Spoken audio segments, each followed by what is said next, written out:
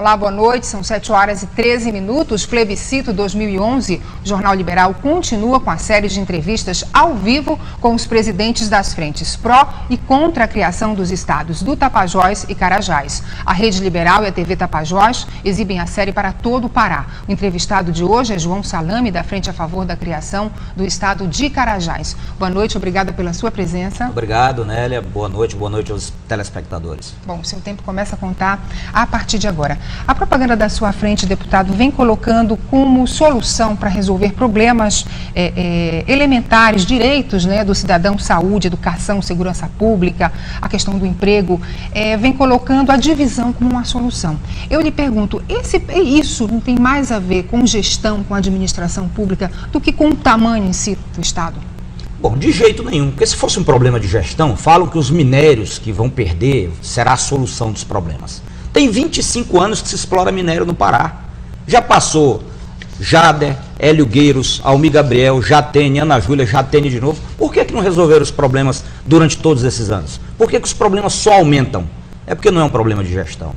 Na realidade, o Pará está sem dinheiro. Não depende do governador. O minério não remunera o Pará. Aliás, um negócio engraçado, Nélia. Às vezes ele diz que são contra a divisão porque vão perder as riquezas do Pará. Aí, da outra hora, para ver como a mentira é grande, diz que os dois estados não têm como se sustentar. Tem que se decidir. Ou é rico ou é pobre. Quer dizer, mas a mentira é tão grande que tentam confundir de tal maneira as pessoas que usam os dois argumentos ao mesmo tempo. Para você ver como os argumentos são frágeis e falaciosos. Então, parece-me absolutamente claro que nós temos que seguir a experiência de outros estados. Todos os que se dividiram melhoraram de vida, a população melhorou de vida. Agora, deputado, também é colocado que vai criar novos empregos, é sempre colocado como crescimento, como desenvolvimento, e a gente sabe que isso atrai muita gente, assim como o minério, como o senhor falou, atrai muita gente. Isso vai levar um fluxo migratório intenso para a região. Sem estrutura ainda, sem planejamento, não se corre o risco de criar novos bolsões de pobreza, não se corre o risco de repetir um modelo que o senhor mesmo acabou de criticar? Olha, Tocantins era uma fazenda do estado de Goiás. Hoje tem problemas no Tocantins, muito, mas melhorou demais. Não tinha uma universidade, tem 20 mil universitários hoje lá. Mato Grosso é a mesma coisa. Até o Amapá, que estão criticando na campanha do não, o Pará tem o 16º Índice de Desenvolvimento Humano do Brasil. O Amapá é uma vergonha, já é o 12º IDH do Brasil. Então, na realidade, nós teremos maior capacidade de investimento. Não precisa construir palácio, como estão falando, não. É fazer igual o Juscelino Kubitschek fez, montou um acampamento em Brasília para construir Brasília. Vamos alugar a sede do governo.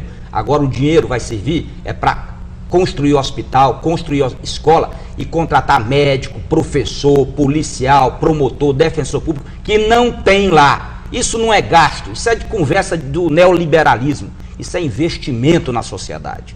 Então, claro que vai atrair muita gente, mas vai gerar muito emprego. Só empregos públicos, serão 35 mil novos empregos públicos nos 2 novos estados. E o Pará está cheio de desemprego. Então, isso é um avanço para o Pará.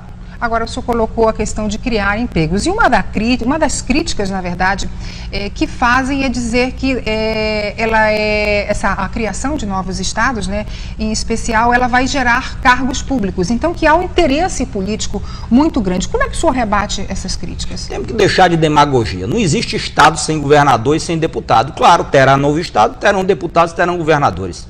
Mas numa quantidade muito menor do que a quantidade de professores, que serão cerca de 5 mil, 4 mil policiais, 3 mil médicos, 1.000 delegados de polícias, defensores, promotores, profissionais que a sociedade precisa para poder melhorar e desafogar o atendimento. São os hospitais que nós vamos construir no Tapajós e no Carajás, que vai desafogar os hospitais aqui de Belém, que tem gente morrendo na porta por falta de leito. Então isto é o que vai ocorrer.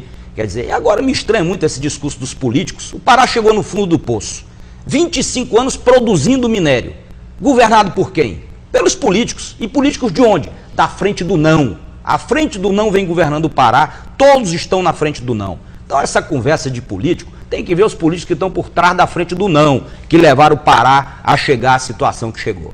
Agora, existe um estudo do IPEA, se não do IPEA, de um economista do IPEA, e que diz que o estado de Carajás já nasce deficitário. Ele já nasceria com uma diferença entre a receita, né, o que você arrecada, e as despesas para criar cargos públicos, enfim, tribunais, assembleias. Você vai ter um déficit, na verdade, de R$1 bilhão. E aí? Quem paga essa conta? Por que o governo investiria, por exemplo, com que objetivo num gasto desse? Este é um estudo absolutamente falso e mentiroso. Este economista do IPEA está a serviço desta turma lá de São Paulo, que manda no Brasil e não quer que venha um centavo para a Amazônia. Quer continuar financiando o trem-bala de 100 bilhões de reais lá no sul do Brasil e não vi nada para cá. Por técnicos contratados por gente que defende o não. O próprio estudo que eles soltaram agora é frágil. Ele projeta este déficit com base numa despesa de 14 bilhões, 15 bilhões, aliás, quando na realidade a despesa do Pará foi de 11 bilhões. Então é totalmente furado. Os estudos que nós temos do economista Célio Costa, que assessorou a criação do estado do Tocantins, entende do assunto, mostra que o superávit do estado do Carajás será de 1 bilhão e o do Tapajós de 1 bilhão e 200 milhões de reais. Pra você ter uma ideia, o Pará gastou nas duas regiões, em 2010, 1 bilhão e meio com custeio, com salário e com investimento. Nós vamos ter um orçamento de cerca de 6 bilhões em cada um dos novos estados. Então, isso não pode ser inviável. Eu volto a dizer, os poderosos do Brasil, lá de São Paulo, e os poderosos do Pará, empresários, políticos, que sempre mandaram no Pará e levaram o Pará a chegar onde chegou, estão contra.